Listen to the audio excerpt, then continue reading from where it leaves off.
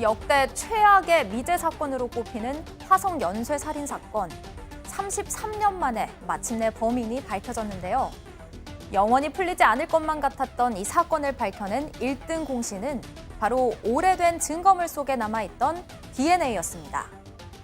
당시엔 검출하지 못했던 적은 양의 DNA를 분석할 수 있을 만큼 기술이 발달한 거죠. 여기서 끝이 아닙니다. 요즘엔 DNA만 있으면 범죄자의 얼굴도 이렇게 그려낼 수 있다는데요. 오늘 사건수사연구소에서는 놀랍도록 발전한 DNA 과학 수사의 세계를 들여다봅니다. 과학 수사 기법을 통해서 사건의 진실을 찾아가는 사건수사연구소 시간입니다. 오늘 함께할 두 분 소개합니다. 법유전학자 임식은 교수, 법의학자 박종필 교수 나오셨습니다. 안녕하세요. 안녕하세요. 네, 앞서 사건수사연구소에서 과학수사의 혁명이라는 주제로 DNA란 무엇인지 또 어떻게 과학수사의 역사를 바꿨는지 소개해드린 적이 있는데요. 그 내용부터 잠시 한번 짚고 시작해보도록 하겠습니다. 박종필 교수님, DNA란 도대체 무엇이고 어떠한 강력한 힘을 지녔길래 이 과학수사의 역사를 바꾼 것인지 좀 설명을 해주시기 부탁드리겠습니다. 예, DNA란 인간을 포함한 생명체의 유전 정보를 담고 있는 물질입니다. 네. 기본적으로 1953년경 그 영국의 과학자 왓슨과 크릭이 그 DNA의 구조를 밝혀낸 이후로 네. 여러 가지 연구를 통해서 다양한 분야에서 활용되고 있고요. 네. 잘 아시다시피 1980년대 중반 이후로 과학수사 분야에서도 적용돼서 활용되고 있습니다. 네. 주로 그 범인을 특정하는 등 개인식별 분야에 주로 이용이 되고 있고요. 예. 이와 같이 DNA를 통한 개인식별이 가능한 이유는 두 가지 DNA 특성, 하나는 안정성과 다양성 때문입니다. 어허. 예, 안정성이란 그 DNA는 이제 무척 안정적인 물질인데요. 네. 그 심지어 부패되거나 혹은 백골화된 경우에도 DNA를 채취해낼 수가 있고 아주 미량의 치료에서도 역시 분석이 가능합니다. 네. 또 한편으로 DNA 그 사람의 DNA는 대부분의 부위가 동일하지만 일부 다른 개인마다 차이가 있는 부위가 있고 네. 이와 같은 다양성과 안정성을 이용해서 개인을 식별하는 데 활용되고 있습니다. 네. 예, 그럼 지금부터 눈부시게 진보한 DNA 수사 기법에 대해서 얘기 나눠보겠습니다. 오늘의 키워드 보시겠습니다. 알수록 놀라운 DNA. 네, 최근에는 DNA 분석 기술이 대단히 발전했는데요. 어느 정도인가 하면 요즘에는 장비만 있으면 현장에서 90분 안에 심지어 전문가가 아니어도 신원 확인을 할 수 있다. 임식은 교수님, 맞습니까? 네. 예, 맞습니다. 아. 예. 네. 지금 그 DNA 감식을 하려면 네. 여러 번의 그 단계를 거치게 됩니다. 예. 먼저 DNA를 정제를 해야 되겠죠. 어. 정제를 하고 그다음에 또 양이 얼마인지 정량 분석을 하고 네. 그다음에 이제 그 실질적으로 이제 분석을 하게 되는데 예. 그 시간이 보통 아무리 빨리 해도 한 8시간 어허. 정도 걸립니다. 예. 근데 지금 나오는 그 우리가 레피드 DNA라고 하는 장비들 90분 정도의 그 면봉에서부터 결과까지 그 어허. 결과를 볼 수 있는 장비가 나오고 있습니다. 예. 그 실제로 최근에 사용된 예도 있나요? 그래서 이게 좀 역사적으로 보면 그 2001년에 있었던 예. 그 미국의 이제 그 월드 트레이드 센터 네. 그 테러 사건 이후로 9.11 테러. 예. 예. 미국에서 이제 테러범들을 어허. 혹시 공항이라든가 국경에서 네. 식별할 수 있는 좀 빨리 식별할 수 있는 기술을 이제 연구를 하기 시작을 했고요. 예. 그게 처음으로 사용됐다고 이제 그 알려지는 그 사건이 이제 그 배후 그 세력이었던 네. 그 오사마 빈라덴 아, 이 예. 아프가니스탄 산악지대에서 사살 후 신원 확인을 했다 이런 보고가 있었고요. 아, 현장에서 또 바로. 어떤 장비를 썼는지 되게 예. 궁금하게 됐었고 예. 그때 이제 이런 장비가 사용됐다고 얘기를 하고 있고 아. 또 최근에도 그런 비슷한 또 신원 확인이 있었고요. 네, 네. 또 FBI 같은 그 수사기관에서는 예. 그 수사의 목적상 분석이 빠를수록 좋죠. 아하. 그래서 이런 장비를 더욱더 개발하게 됐고 네. 실제로 미국에서는 이 장비로부터 이제 음. 분석된 데이터의 그 신뢰성에 대해서 이제 믿음을 가지게 됐고 아하. 2017년에 법을 개정을 했습니다. 예, 예. 그래서 여기서 나온 그 결과도 네. 그 미국의 이제 범죄자 데이터베이스에 아하. 수록할 수 있도록 2017년에 대통령이 네. 사인을 해서 지금 테스트 단계를 거쳐서 실전에 적용을 하고 있습니다. 예. 그러니까 지금 교수님 말씀을 좀 요약하면 그동안은 8시간 걸리던 DNA 분석하고 신원 확인 과정이 최근 기법 개발로 90분 안에 가능해졌다. 예. 현장에서 바로 오사마 빈 라든이라든지 확인했다. 그건 뭐냐면 해당되는 그 유전인자와 비교할 수 있는 것들 이미 가지고 있으니까 그렇죠. 가능한 거 예, 아닙니까? 예, 그렇죠? 가지고 있습니다. 예. 박종필 교수님, 문제는 DNA가 이렇게 대단히 그 효과적인 그 증거이긴 한데 대조할 시료가 없으면 사실 누군지 모르는 거 아니겠습니까? 예. 그러다 보니까 최근에 이 DNA만 가지고 이 사람이 어떻게 생겼을지를 그리는 몽타주 기법까지 나왔다고요? 예, 바로 그것을 이제 DNA 몽타주 기법이라고 합니다. 예. 그 DNA 분석을 통해서 눈동자의 색깔, 머리카락의 색깔, 피부색 등을 확인할 수가 있고요. 네. 이런 정보들을 이제 수사기관에서 개인 식별을 하는데 활용하고 있습니다. 아하. 이제 꼭 DNA 몽타주 기법이 직접적인 예는 아닙니다만 제가 예. 직접 경험했던 사례 중에 이제 남아프리카 공화국에는 이제 네. 역사적인 사건 때문에 실종자가 수없이 많이 존재하는데 네. 그분들의 경우에는 대조할 그런 DNA가 없기 때문에 그분들의 어떤 인적 사항을 확인하기 위해서 이와 같이 DNA 몽타주 기법의 원리인 개인의 특성을 조사하는 유전자 연구를 통해서 개인을 추정하고 그런 것들을 실제로 이제 실무에 적용하고 있는 것으로 알고 있습니다. 아, 예. 그러니까 DNA를 통해서 어떤 인종인지, 뭐 아시아 인종인지 또는 뭐 아프리카 계열인지 또 백인인지 이런 것들을 알 수 있다는 말씀인데요. 우리나라에서도 살인 사건에서 이러한 인종적 특성을 DNA에서 추출해서 해결한 경우가 있다면서요? 예, 뭐 공식적으로 사실은 이제 네. 국가수에서 DNA 감식을 할 때 네. 그런 그 인종이라든가 뭐 표현형이라든가 아직 그런 첨단 그 분석 기술을 감정에 적용하고 있지는 않은데 아, 예, 예. 이 분석을 하다 보면 뭐 중요한 사건인 경우 네. 또 수사기관에서 예. 또 외국인이 의심스러운 경우 아하. 그런 경우에는 간혹 수사 지원을 위해서 네. 분석을 하는 경우가 있습니다. 네. 그러니까 이제 2012년 미아동 노파 살인 사건. 이 사건에서 피해자의 몸에서 DNA가 발견이 됐는데 범인의 것으로 추정되는, 그런데 아무리 그 대조되는 DNA 데이터베이스에 들어가 있는 그 시료와 분석을 해봐도 일치되는 게 안 나왔었잖아요. 그런데 거기에서 그 DNA에 대한 분석을 한 결과 인종이 한국 사람의 인종과 달랐다면서요? 예, 그런 경우가 있을 수 있고요. 음. 그럴 때 이제 보통 이제 DNA 감식을 할 때 예. 그 DNA 중에 보시면 이제 핵 DNA 중에 아하. 이 상염색체라는 것이 있고 예. 또 남성만 가지는 Y 염색체가 있습니다. 아, 예, 예, 예. 그래서 경우에 따라서는 증거물에서 이제 Y 염색체 분석, 음. YSTR 분석이라고 하는데요. 네. 그거를 이제 분석을 하게 되면 아하. 이 Y 염색체는 이제 무게로 계속 이제 유전이 되기 때문에 아하. 거슬러 올라가면 네. 조상 정보를 알 수가 있어요. 아, 조상 정보를. 그래서 그 Y 염색체를 이제 다른 개인 식별 목적으로 분석을 하지만 예. 결과를 보면 네. 아 이게 좀 한국인에서 나타나지 않는 타입이다. 아하. 그런 경우에는 외국인을 의심할 수가 있고요. 예, 예. 마찬가지로 이제 모계 쪽도 미토콘드리아라는 DNA가 있어서 모계 쪽도 뭐 그런 식으로 추정을 할 수가 있고. 아하, 예. 그래서 그런 거가 단서가 되면 네. 조금 더 세밀하게 예. 분석을 더 하면 아하. 뭐 대륙별 정도의 그런 인종에 대해서는 네. 지금 현재도 추정은 가능합니다. 네. 그래서 이 2012년 미아동 노파 살인 사건 같은 경우는 현장에서 피살된 피해자 할머니의 몸에서 체액이 발견됐지 않습니까? 네. 그래서 그 체액을 국가수에서 분석을 해보니까 DNA가 나왔고요. 그리고 DNA를 다른 그 데이터베이스 내에 있는 것과 비교해봤더니 일치되는 사람이 아무도 없었고, 그래서 지금 임치근 교수님 말씀하신 대로 그 조상과 관련된 분석을 해보니까 서남아시아 계열이라고 이렇게 나왔다면서요. 네. 그렇게 해서 그 다음에 추적을 해서 그 동네에 있었던 그 혼혈인 아이들에게 보여주고 뭐 이렇게 이제 수사가 진행된 거죠. 뭐 저도 이게 수사 나중에 이제 들은 얘기긴 하지만 아, 예. 뭐 잠복 근무를 하고 있다가 예. 이게 동남아 그 혼혈 아하. 분이 이제 지나가는 걸 보고 예. 나중에 이 사건의 사실은 CCTV에 좀 흐릿하게 찍힌 아. 용의자가 있었고 예, 예. 그 정보를 바탕으로 그 아들한테 보여줬더니 뭐 아버지다 예. 이렇게 돼서 이제 검거를 하고 그 다음에 이제 다시 일치 여부는 다시 분석을 하는 거죠. 다시 분석을 해서 예. 예. 그렇게 해서 해결된 사례인데요.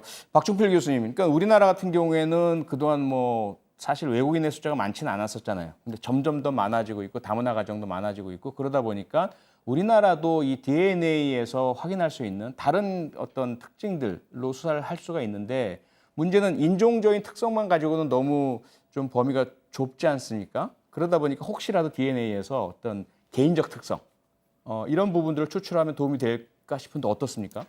예, 아마 이제 앞으로 점점 더 방금 임신 교수께서 말씀하신 것 같은 그런 어떤 그 대륙별 혹은 예. 어떤 뭐 인종별 차이를 구분해냄으로써 수사에 도움을 받는 일은 늘어날 것 같습니다만 네. 현재까지는 실제로 그런 활용도가 높지는 않습니다. 아하. 실제로 어떤 신원 불상자가 발생한 경우에 네. 많은 경우가 그 한국인인지 아니면 이제 중국인인지 또는 이제 북한에서 이제 떠내려온 시신인지 이런 것들 사이에 감별이 필요한데 네. 안타깝게도 이 세 국가에다가 일본인을 더해서 아하. 이 동남아시아 국가의 국민들 간에는 어떤 국적별 차이를 동아시아. 예, 동아시아의 동아시아. 예, 예. 예, 동아시아 지역에 있는 나라들 사이에는 사실상 구분할 수 있는 유전적 특징은 아직까지는 이제 발견되지는 않았습니다. 아하, 하지만 예. 이에 대해서 향후에 다양한 네. 연구를 통해서 또 이렇게 극복할 수 있는 방안이 나올 것으로 기대하고 있습니다. 아, 예. 그러니까 뭐 예를 들어 아메리카나 아프리카나 이런 먼 대륙의 다른 인종이라면 좀 구분이 가능하지만 많이 좀 조상끼리 좀 섞이기도 한 이 동아시아 내에서는 구분이 거의 어렵다는 이런 말씀이잖아요. 그렇습니다. 그런데 여기서 끝이 아니라고 합니다. 심지어 DNA만 있으면 범인이 사건 현장에서 어떤 행동을 했을지도 유추할 수 있다고 하는데요. 박준필 교수님 이거 맞습니까? 예, 그렇습니다. 어허, 예. 바로 DNA 메틸화 분석을 통해서 네. 가능합니다. 그 DNA 메틸화 분석이 활용되는 경우는 예. 이제 어떤 사건 현장에 어떤 네. 미량의 인체 조직이나 혹은 체액이 발견된 경우 사실 육안적으로는 이것이 정확히 뭐 어떤 장기인지 혹은 체액 중에 어떤 종류인지를 알기 어려운 경우가 많은데요. 이에 대해서 메틸화 분석을 시행을 하면 예. 만약에 그것이 조직이라면 어느 장기에 뭐 뇌라든지 아니면 뭐 심장이라든지 어허. 어느 장기인지를 알 수가 있고요. 아, 예. 체액이라면 그 중에 뭐 땀인지 침인지 혹은 뭐 정액인지 등등에 대한 정보를 얻을 수가 있습니다. 예. 따라서 이와 같은 정보를 활용을 해서 네. 어떤 수사 상황에 어떤 사건을 재구성할 수 있는 정보로서 활용될 수 있습니다. 아, 그러니까 이제 그 사람 몸의 DNA가 모두 같은 게 아니라 어떤 곳에서 나온 어떠한 그 뭐 세포냐에 따라서 다를 수가 있다는 말씀이잖아요. 그러면 현장에 있는 그 미량의 DNA를 통해서 만약에 이것이 뭐 타액이라고 한다면 침이 나오는 행동 그것을 통해서 어떤 행동을 했을 것이다라는 걸 유추가 가능할 테고, 또 뭐 다른 뭐 정액이라면 그런 행동을 했을 것이다. 또 피해자의 신체에 어떤 에서 나왔다고 추정된 DNA를 가지고도 또 그런 행동 유추가 가능한가요? 예, 맞습니다. 동일한 예. 그 방금 이제 말씀하신 것처럼 이제 그런 체액의 종류에 따라서 어떤 어허. 상황을 유추해 볼 수도 있겠고요. 예. 혹은 또 이제 유명한 사건 중에 이제 뉴질랜드에서 어떤 사건이 발생을 했고 예. 그 당시에 이제 발견됐던 인체 조직이 예. 초기에는 정확하게 어떤 조직인지 알지 못하다가 이와 같은 DNA 메틸레이션 분석을 통해서 뇌 조직이라는 사실을 알게 되었고 그 뇌 조직이 결과적으로 어떤 두부 손상으로 인해서 그 뇌 조직이 이제 이렇게 현장에 존재했었다라는 단서로부터 결국 살인을 입증했던 사건도 있었습니다. 그리고 이제 조금 더 나아가서 예. 최근에 이제 좀 자랑스러운 이야기인데요. 이 DNA 메틸레이션 연구는 사실 우리나라가 사실 세계를 좀 선도하고 있는 상황입니다. 그렇습니까? 현재 그 서울대학교 법의학교실의 이환영 교수님 팀에서 네네. 많은 연구, 방금 말씀드린 이와 같은 연구들을 진행을 해왔고 아하. 더 나아가서 예. 사실 DNA 메틸레이션 분석을 통해서 연령 추정까지도 가능한 상황에 이르렀습니다. 네. 그리고 많은 부분에서 활용될 여지가 있을 것 같습니다. 임시근 교수님은 국가수에서 유전자 분석을 오랫동안 하셨고요. 대한민국 최고의 그 유전자 분석 전문가이시기도 한데 사실 이 분야가 일반인들께는 그렇게 쉬운 분야는 아니잖아요. 그래서 우리 시청자분들을 위해서 현장에서 DNA라는 그 수사 증거를 확보하려면 도대체 어느 정도의 그런 뭐 체액이면 체액, 세포면 세포가 있어야만 가능한 건지 어떻게 채취하는 건지 이걸 조금 쉽게 설명해 주시죠. 일단 현장에서 이런 그 DNA 감식 시료를 채취하고 네, 의뢰를 하시는 분들이 이제 경찰의 과학수사 요원들이죠. 그렇죠. 그래서 이 현장에서 이런 걸 찾는 게 쉽지 않습니다. 네. 그래서 여러 가지 기법들을 이제 뭐 사용을 하고 예. 뭐 광원도 쓰고 뭐 루미놀이라고 하는 시약을 써서 뭐 혈흔도 찾고요. 네네. 그렇게 찾아서 이제 의뢰를 하면 이제 DNA 감식을 하게 되는데 예.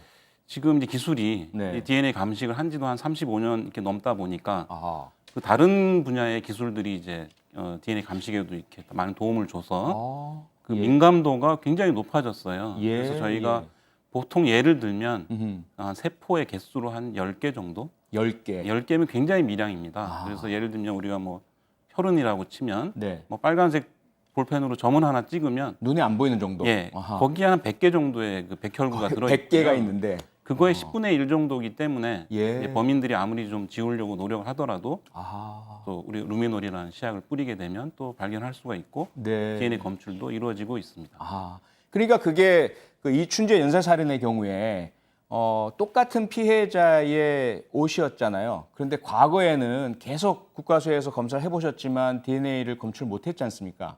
그러다가 최근에 터치 DNA라고 저희가 들었는데 그게 사실인가요? 그 아주 미량으로부터 결국 검출해낸 거? 그걸 조금 소개를 해주시죠. 가장 미량으로 예. 저희가 보는 그 시료가 이 피부 세포가 되겠죠.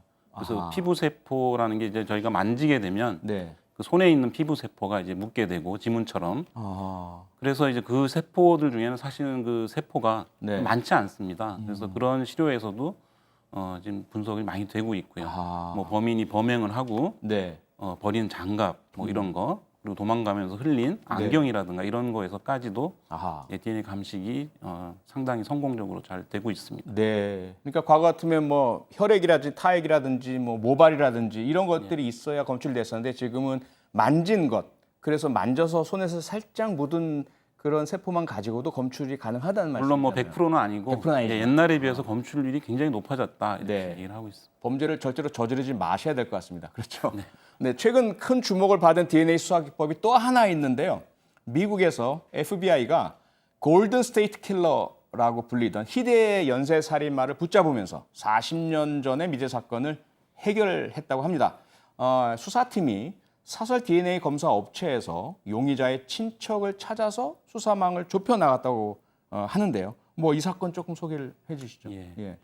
너무 유명한 사건이고요. 2018년에 어허. 그 미국에서도 굉장히 그 유명했던 연쇄 살인 사건입니다. 그래서 예. 캘리포니아 지역에서 있었던 약 60여 건의 사건이 있었고 예. 그 중에는 뭐 살인도 있었고 강도도 있었고 강간도 있었습니다. 예. 그 계속 못 잡고 있다가 어허. 그 사건이 발생한 때는 이제 그 DNA 감식 기술이 없던 때고요. 네. 지금 뭐 40년 전. 예. 그 후에 이제 2001년에 한번 다시 이제 DNA를 당시 사건 증거물로부터 분석을 하게 되고 예. 2016년에 다시 한번 이 재수사를 시작을 합니다. 예. 그 사이에 물론 데이터베이스, 음. 그 범죄자 데이터베이스에 검색을 했는데 네. 일치되는 사람이 없었고요. 어허. 근데 최근 잘 아시겠지만 일반인들이 본인들의 뭐 뿌리라든가 정체성 혹은 질병 같은 정보를 얻기 위해서 예. 일반 기업체 그 자기의 DNA를 분석하는 우리가 DTC라고 하는 그 개인 유전자 분석 사업이 있습니다. 아, 예. 그래서 미국에서는 굉장히 많은 사람들이 그걸 이용을 했고요. 아. 약 1,400만 명 정도가 어허. 예, 여러 회사에서 그 정보를 분석을 했습니다. 우리나라는 족보가 있어서 다 정리되지만 또 서양은 그런 게 없으니까 내 조상 알고 싶어 이래서 자기 네, DNA를 그리고 잃어버린 그런 또 거네요. 친척을 찾을 수도 있고요. 아하. 그러면서 이런 정보들을 모아서 예. 그 의뢰한 사람들 사이에 아하. 친척 관계를 알려주는 그런 사이트가 이제 만들어졌고요. 네, 네. 그 사이트가 이제 유명한 그 제드 매치라고 하는 사이트가 있고요. 예. 수사기관에서 범죄 현장에서 분석된 DNA를 그 사이트에 올려서 예. 친척을 찾는 겁니다. 아하. 그래서 친척을 찾게 되면 아까 말씀드린 것처럼 어떤 그 지니얼로지, 우리 유전 계보학이라고 하는 예, 예. 그 가계도를 일단 그리게 되고 아하. 그 거기에 속해 있는 사람들의 뭐 연령이라든가 네. 또 인종이라든가 어. 뭐 이런 다른 정보들을 종합해서 네. 용의자를 추리게 되고요. 그 용의자를 하나씩 뭐 사실 쫓아가서 예, 예. 몰래 이제 버린 뭐 담배꽁초라든가 아하. 종이컵이라든가 이런 예. 거를 주워서 실질적으로 이제 DNA 분석을 해서 이제 일치 여부를 보게 돼서 잡은 거죠. 아하. 예. 박종필 교수님, 법의학에서의 DNA의 의미는 또 조금 다르지 않습니까? 그러니까 우리가 이제 그 과학에서, 특히 생물학 쪽에서 접근하는 것도 있고요. 법의학에서 DNA는 어떻게 좀 의미를 가진다고 보십니까? 예, 그 일선 수사 실무에서는 주로 개인 식별에 활용된다면 네. 이제 법의학 주로 이제 부검을 통해서 사인 규명을 하거나 어떤 관련된 정보를 얻고자 할 때 역시 DNA가 많이 활용이 되고요. 네. 일차적으로는 이제 질병을 정확히 진단할 때 첫 아. 번째로 사용이 됩니다. 그래서 아하. 이제 최근엔 특히 이제 사후 부검이라는 게 가지는 한계가 있기 때문에 네. 생전에 여러 가지 어떤 기능적 어떤 질환을 진단을 하기 위해서 혹은 유전적 정보 어떤 질환을 진단하기 위해서 많이 활용이 되고 있고 네. 또 한편으로는 또 사후 경과 시간을 추정할 때도 어허. 역시 이 유전자가 활용이 됩니다. 사후 경과 시간 추정에 유전자가 활용된다고요? 예, 사실 정확히 얘기하면 DNA가 활용되는 건 아니고요. 예. 이제 RNA가 주로 활용이 되는데 아하. 상대적으로 RNA는 DNA에 비해서 좀 불안정한 특성이 있고 예. 시간이 경과함에 따라서 분해되는 아. 특성이 있기 때문에 얼마나 지났나? 맞습니다. 아하. 이를 활용해서 예. 사후 경과 시간을 추정하는데 활용이 될 수 있기를 많은 연구를 통해서 좀 기대하고 있습니다. 예. 들으면 들을수록 참 DNA 세계가 깊고 오묘하네요. 그리고 많은 또 발전의 가능성도 있어 보이고요. 마무리 질문을 드려야 될 것 같습니다. 임충훈 교수님께서 보시는 과학 수사에 있어서 DNA란 한마디로 정의 가능할까요? DNA란 저 개인적인 생각으로는 정말 생명을 살리는 과학이라고 생각을 합니다. 아하. 억울하게 예. DNA가 없던 시절에 네. DNA 감식이 없던 시절에 억울하게 감옥에 간 사람을 어허. 풀어주는 어. 저는 그런 그 큰 의미를 DNA 아. 감식이 하고 있고 예, 예. 미국에서 하고 있는 뭐 결백 프로젝트라는 예, 이너선스 프로젝트죠. 예, 예, 예. 그런 의미에서 범인을 잡는 것뿐만이 아니고 아하. 억울함을 또 풀어주고 또 신원 확인을 통해서 네. 그 불상 변사자를 가족에게 돌려주고 아하. 우리 세월호 같은 그 희생자들도 네. 나중에라도 찾아서 아. 돌려주는 아주 인간에게 있어서는 생명을 다시 네. 찾아주는 그런 과학이라고 생각합니다. 생명을 살리는 과학이다. 박종필 교수님은 한마디로 어떻게 정리하시겠습니까? 예, 과학 수사의 현재이자 미래라고 아하. 하고 싶습니다. 예, 과학수사의 현재이자 미래, 그만큼 중요하다는 의미로 이해가 됩니다. 오늘 사건수사연구소에서는 DNA에 대해서 얘기 나눠봤습니다.